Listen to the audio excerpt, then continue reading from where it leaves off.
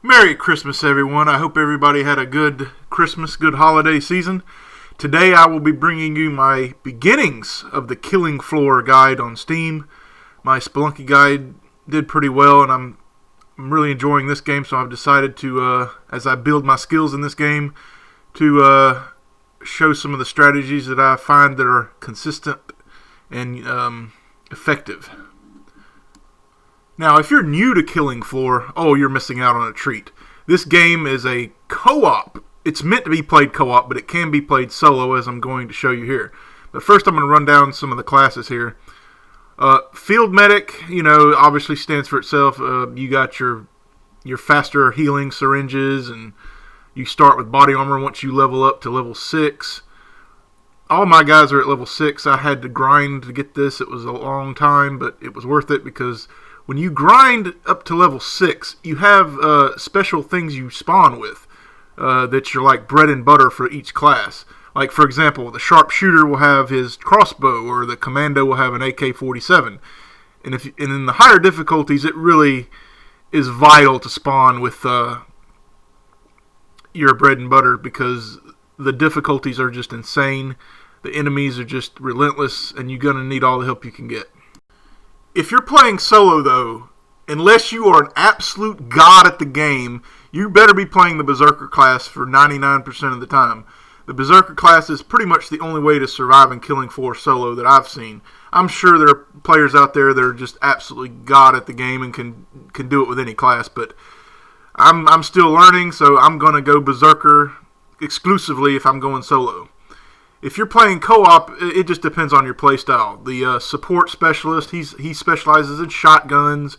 The commando is machine guns. Berserker's melee weapons. You got your firebug with your flame-based weapons, flamethrowers. And demolitions is the only other class I switch to at the end of each game because against the boss, the Patriarch, it's the most effective class to play as. You can lay pipes and shoot him with rockets. It's just a lot easier to kill him.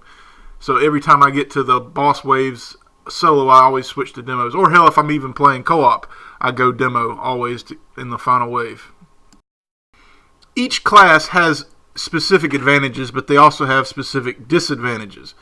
I like Sharpshooter, but you're at such a disadvantage on the smaller enemies. But on the bigger enemies, you're able to take them out very easily with your crossbow on the lower difficulties. Even on the higher difficulties, you can still take a flesh pound out with like 2 or 3 shots with a level 6 sharpshooter. But Commando specializes in the smaller enemies, but he sucks at the big enemies. So it's like you pick your poison, whatever you want. The Berserker class, however, you move the fastest. You can't be grabbed by the small clots, which are the most annoying enemies in the game because they just stun you and you just can't move until you kill them. But on Berserker class, you're immune to that annoyance there. If you're a guy that loves to go in guns a-blazing, full force in your face, then the support specialist is for you. This class is very good. If you can carry the most items, so you can have like a variety of items from different classes. But the huge disadvantage to the support class is the massive reloading times in the shotguns. And by the time you do that, you're going to get crushed by some enemy flying over your head or dropping on your head. They spawn from everywhere in this game. You always got to keep on the move if you're not playing with a team. It's recommended to play to your class's strengths. Support Specialist is a very good class, though, if you love shotguns. Commando is, like I said, the machine guns. Firebug is good for dwindling down health. It's mainly a support kind of class when you're playing co-op. Not really recommended solo. And of course demo is for the big boys, the big enemies, especially the Patriarch, like I said before. But you're just going to have to play around with it, find out what you like the best, what is your play style, and just try to get better at that particular class. Level up whatever class you think it would be best for you. Now, Steam Workshop has a lot of good things in it, specifically a map that is very, very useful to level up quickly and effectively for whatever class you want to play as. Now, this is looked down upon Sometimes some people don't like it when you power level.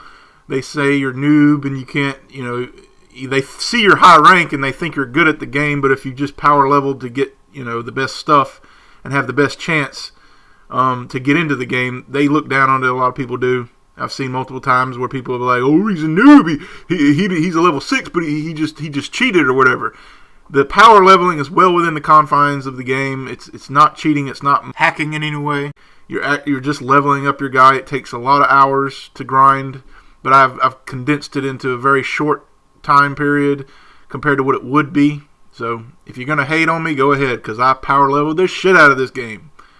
You want to give yourself the best chance in this game because it's already extremely brutal as it is. So you want to give yourself the best opportunity to succeed in this game, and power leveling your classes is the first step. Now, there are two basic strategies when you're going solo in Killing Floor. You have either the camping method or the kiting method. Kiting takes a lot of skill and a lot of good movement, and knowledge of the map is crucial. I've been playing Santa's Evil Lair quite frequently, and I've pretty much memorized the entire layout of this place. So even if my original kiting path is blocked off in a way, I can take alternate branching paths that will lead me back toward my initial path. And this is the kind of knowledge of each map you're going to have if you're going to go solo and do the kiting method. Some maps are not built for kiting, however. Some are better to just camp. The enclosed areas, you're just going to have better weapons. In this particular case, on this run, I just went completely berserk and just got melee weapons. I didn't get any pistols, no rifles, no nothing. I just went all melee weapons.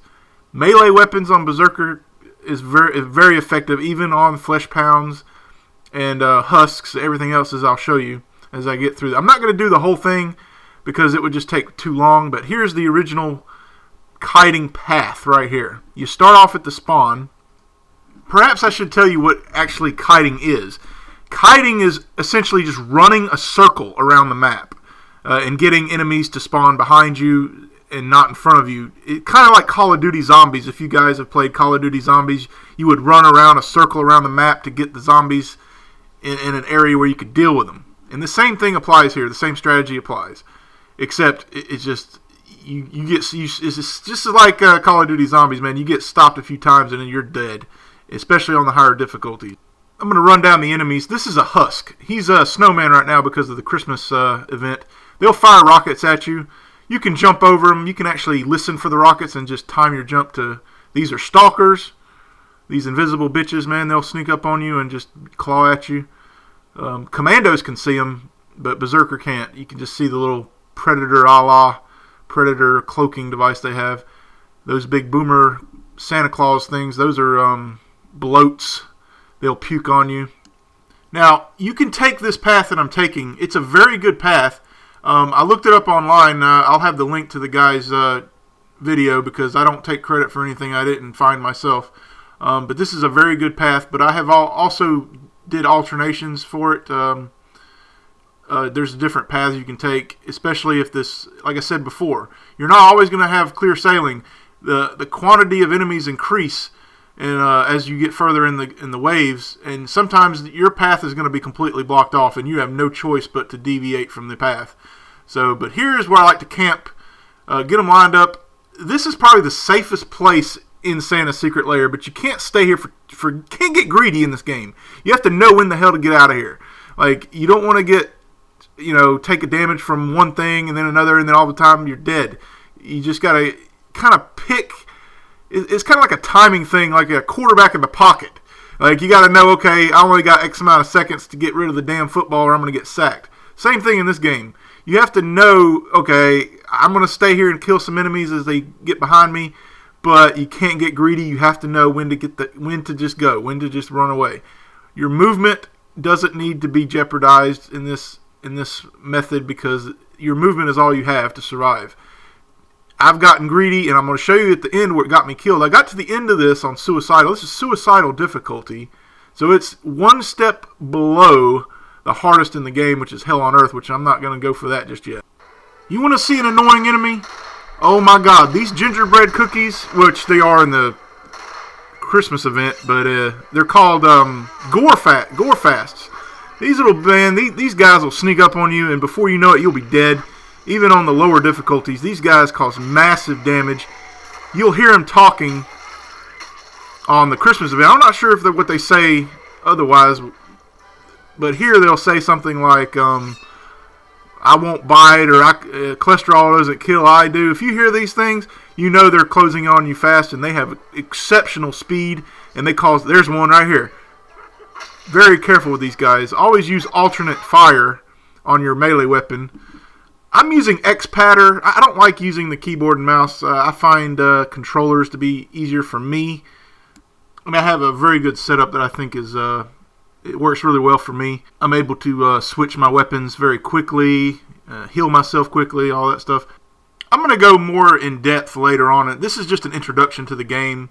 I just, kind of like what I did with Spelunky, just give you a little rundown of a little bit of everything, little pieces of it at first, and then I'll break down stuff in more detail later as I get better at the game. I'm still learning in this game. I'm not the best, but I'm going to get better. I'm almost beat a map by myself on Suicidal, so I think that's got to count for something. But my plans are I intend to do every map on this game, have it just show you the kiting path and the alternate paths that I find consistent for each map. So Santa's Secret Lair or Evil Lair will be the first map that I break down, but not in this video. This is just a quick tutorial, even though it's like 12 minutes already, so I'm going to end it pretty soon. Just to show you, this is why you don't get greedy. Look at me, I'm on the final wave of this thing, and I get greedy, and it costs me. You got to know when to get out. Like I said, they will spawn. If you spend too much time in one spot, and all the enemies haven't spawned yet, they'll spawn behind you, cause you problems on the staircase right there. This is which eventually gets me killed in this level, in this wave. And I'll show you in a second. I'm just going to let it play out, but you can't get greedy. If I had to make rules for like a top 5 rule, that would be the number one thing besides keep moving. You have to know when to get out. You can't get greedy, especially on the higher level, the higher waves, because more enemies will spawn, and before you know it, a stalker spawn behind you and hurts you, and then a crawler jumps on you and hurts you, and then it just escalates, but before you know it, you're dead. Especially when the really hard enemies come that dole out massive damage. The flesh pounds. These guys, you better fear these guys more than anything besides the Patriarch. They will destroy you quickly. Oh man, you have to run from them. But a Scrake is actually what kills me here, and these guys can be meleeed pretty easily with the Claymore sword, which I have here. And I'm going to break all this down later. I'm just, like I said, I'm not going to explain everything in detail in this video. But I think my death is coming up pretty soon here. These little reindeers, these are the crawlers. They'll jump at you. I like to let them jump to kind of get a little bit of spacing, lure them to jump at me, and then I slice them. Sometimes you'll want to use your primary fire for a weapon, and sometimes you'll want to use alt fire. Alt fire for my Claymore is what I use against the Gorefast, the gingerbread cookies, and the primary one I use against the little crawlers. Now here's my demise here. I got a little greedy, and you see how they spawn behind me here, and this is what happens. The Scrake here, he held me up, and when you get held up in this game, that's why you die. That's why you got to make sure you're not greedy.